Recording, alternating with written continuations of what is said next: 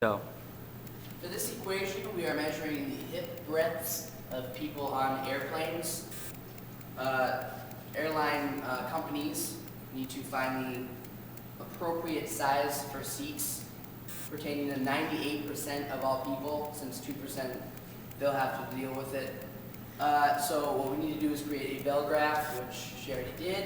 98th percentile, only one end separating with 2% instead of one on each end, because you cannot have too little of seats, or too big of seats for people.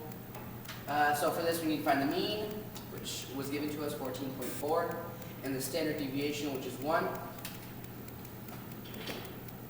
So we find the 98th percentile, which translates to 0.9800, and if you look on your sheet for positive z-scores, 0.9800 corresponds roughly to 2.05.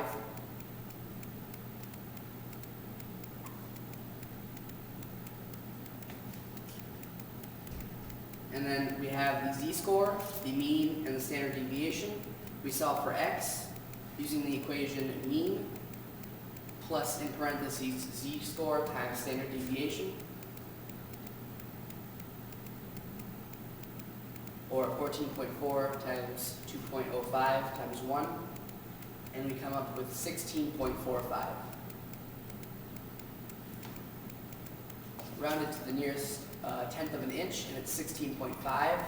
That is the measurement of hip breadths that separates 98% from 2%. Okay, so to find this in a calculator, rather than using all that broke work, you go second, then bars, Oh, geez, I hate my bars. and then go to INV norm, or press 3.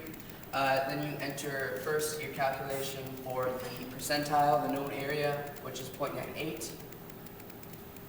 And then keystrokes are all up here. Comma, then your mean, which is 14.4.